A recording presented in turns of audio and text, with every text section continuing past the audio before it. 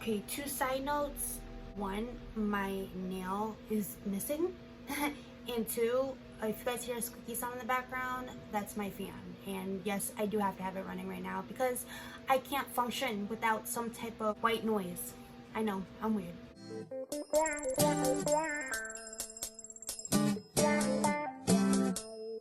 So this might be kind of a long video, I don't know, probably it will be because there's just so much stuff I want to talk about when it comes to my whole blind journey and all about my blindness. So kind of just bear with me through it all. So immediately, first from my accident, when I woke up, I immediately knew that my vision was blurry.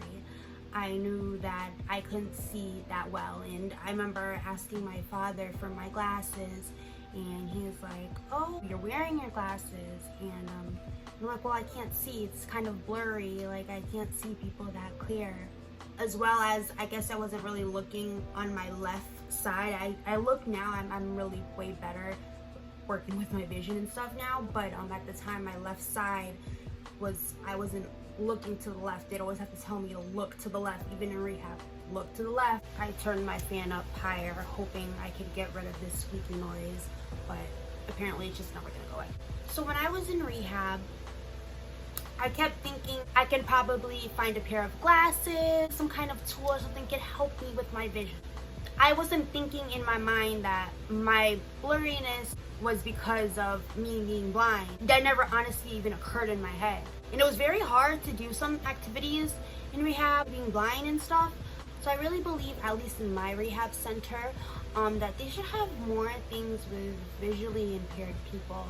I turned off my fan, guys, so you guys won't have to hear a squeaky noise in the background. But I left my rehab center, and when I left my rehab center, I immediately went to the eye doctor because I wanted to figure out what's going on with my vision. I went to a few eye doctors, and all of them were kind of telling me the same thing. I don't really know what to tell you. I don't know what to tell you. It's like, you don't know what's going on with your vision. And I went to one eye doctor finally. He made me read the chart, you know, with the big E on it, and the only letter I could see on the chart was the letter E. And he said, if you can't read, like, you know, the other rows of letters, that means you're considered legally blind. And then that's when he proceeded to tell me what legally blind means, because there is a whole misconception around being blind, and I think that's the part that bugs me the most, because I'm like, ugh, people don't really even know what blind means. They just think you're blind, you're only seeing black, you can't see nothing at all. And that's not the case.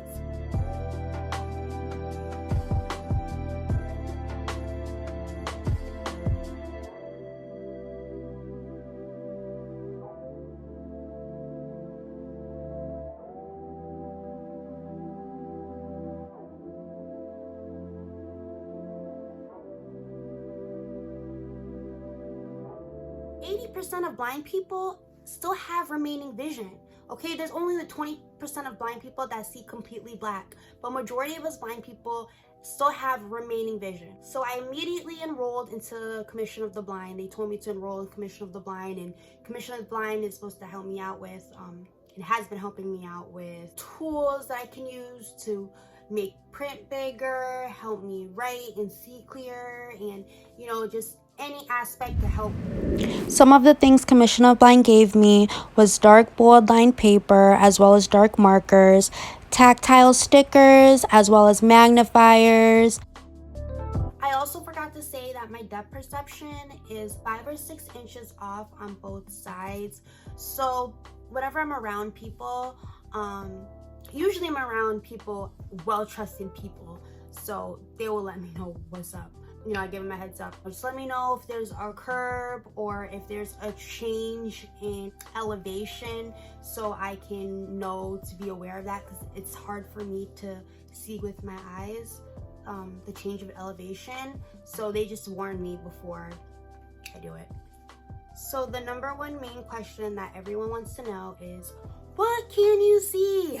I try not to get annoyed when people ask me. I think it's just constantly hearing it over and over again and it being very, very repetitive. People are just trying to understand and see, you know, things from your perspective. Let me show you guys what I can see. I can see color.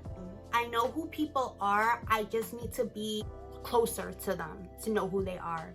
I've had plenty of blind girl moments where I've mistaken people, where I thought somebody was somebody else, and it's been very, very embarrassing. But at the same time, I've learned to kind of just laugh it off, because I'm like, look girl, like, you blind, like, it is what it is. That's how it's always gonna probably be. So I can't really tell who's who unless you're kind of closer to me, or there's certain features, or if you're wearing a certain color, I'd probably be able to tell. Also, I use a magnifying mirror, so I can't see if there's a pimple on me or a marks on my face. I just really have to focus in. It's like my vision, I don't know, it doesn't want to focus. I always tell people that it's like a camera that just does not want to focus. My vision and my eyesight just does not want to focus, and I don't know why. Well, I do know why. So also, people, you know, always ask me, how many fingers am I holding? I'm like, come on, that's the oldest trick in the book. I can pretty much see what things say. They just have to be close enough, and they have to be in bold print and in very, very, very big text, like the probably largest text you can find. Also, my visual memory plays a part of it as well. For instance, a bag of Oreos or a carton of Oreos, whatever you want to call it. I already knew what Oreos looked like before my vision loss. I know the packaging is a blue color with white on it, and I know the big Oreo cookie looks like. My mind automatically puts together that that says Oreos, if I'm making any sense. Just like a stop sign, I'll automatically know what a stop sign is because I've seen it before. I know that the stop sign says stop, so my visual memory puts it together. It puts together the missing pieces. That's just like even with faces, like familiar faces, it'll put together what I already remember from when my vision was fine. It's very, very crazy how your brain works. I didn't even know all of this stuff until I became blind. The eye doctor did tell me that I would start to get used to my vision. She told me that my eyes would just start to adapt to how everything is. So to me, it's as if I'm seeing normal. It's as if I don't even have any blurriness really in my vision because I'm just so used to it now. And it's crazy how your brain works that way. People ask me all the time, is there any glasses? Is there any surgeries I can do to help improve my vision? Or is it gonna heal over time? You know, it'll probably get better over time. The optic nerves cannot be repaired. If I was to undergo surgery, that can result in me being even more blind than I already am. And it's like, do I really want to take that chance? Right now, like I said, I'm working with Commission of the Blind, and they're showing me all kinds of tools and stuff I can use on my phone, and they're giving me all their kind of little technology, handheld technology that I can use in everyday life. A lot of people ask me about how am I able to text, and how am I able to do this, and how am I able to read and do that. There's so many things out there that's come to help blind people. We're not living in like the 1950s where technology wasn't a big thing. We're in the 21st century. There's so many things out there for blind people. At first it was very hard for me to see everything. The first thing I did was get a bigger phone. I had to get a bigger phone with a bigger screen so I can read bigger things.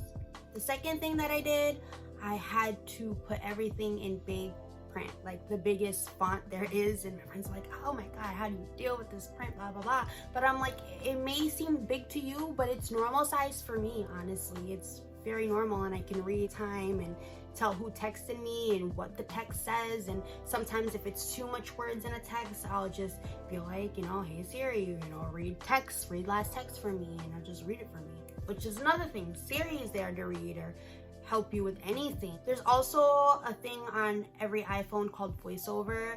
I'm not really too good with VoiceOver. I know Commission of the Blind is supposed to show me more how to use VoiceOver, but it's just too hard for me to use. I don't like to use VoiceOver. There's also a thing called Zoom on my phone or on the iPhones. If you double tap with 3 fingers, you should be able to zoom in on the picture. Personally, what I do, Facebook or any of the other stuff, if I need to read something, or Instagram, I need to read something, a screenshot and zoom in. Now Snapchat, people can see when you screenshot their text. So if a lot of times, if random people are writing to me, they don't know I'm blind, I say, hey, I got a screenshot this message because I'm legally blind, I cannot see it, so it's easier if I just screenshot it and zoom in. Also, I tell them if they have my number, I'm like, hey, just text me, just text me.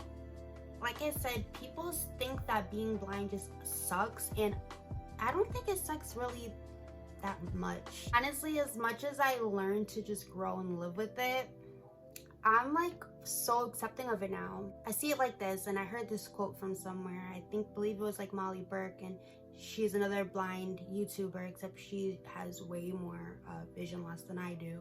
She was saying, if you don't like something in life, you can change it. And if you can't change it, then you must accept it.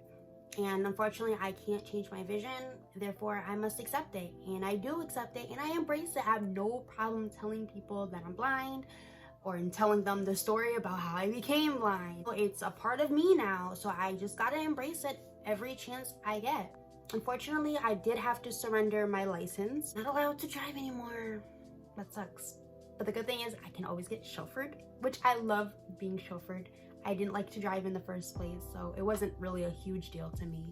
But sometimes, if I want to go to the store or something, it's little things like that. I'm like, dang, I wish I could just take my car and score it to the store myself. Also, I get the handicap plate. This goes along with surrendering my license. I surrendered my license, but I got a handicap plate, so now I can park in handicap spots. So just using the excuse like, I'm blind, I'm sorry, like, can't see that. Like I love using that as an excuse if I'm playing iPhone games. I'm like, I only lost because I'm blind. Like, you use that as an excuse for everything, and I do. I use it to my advantage a lot, and I know it's kind of bad, but you gotta find some type of like good thing out of this, and I feel like I really use my blindness to my advantage.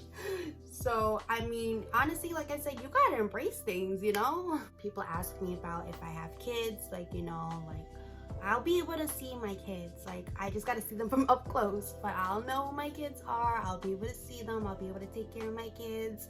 Like, I will be fine when I have kids. And yes, I still am able to have kids. People ask me that question. Yes, I'm still able to have kids. Nothing down there was affected. Like I said, guys, if you don't like something in life, you can change it. And if you can't change it, then you must accept it. And I've learned to accept my vision to the utmost extent.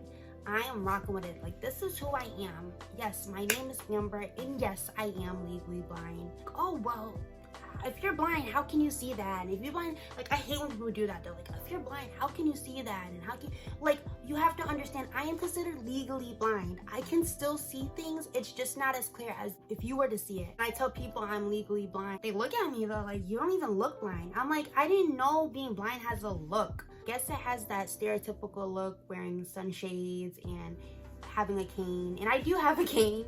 I know people think I'm funny, but Commissioner of the Blind suggests that I just learn how to work with the cane when I'm in big cities or something like that, just for reliability reasons. Told me to work with it, just in case if I'm in a big city and I happen to get hit by a car or something like that, God forbid, I would have a lawsuit against them, and I can be able to show and prove that I'm a blind pedestrian, and that'd be a very, very good lawsuit. I'm disabled and you're hitting me? Like, just saying, you might not want to hit me. I'm loving me, I'm embracing me in every form, bad left hand and all, bad vision and all. Thank you once again for tuning in on this video, and I hope this video answered questions that you guys might have had in the back of your mind, because I know, like I said, a lot of people have been asking me questions. Please stay tuned for more videos, guys. I cannot wait to do more videos. So many videos talking about my crazy life journey. It's almost a year since my accident. Can you believe it? Until then, guys, keep checking in. Thank you guys for watching. Please like, share, subscribe, do all that stuff, and I'll see you guys in my next video. Bye.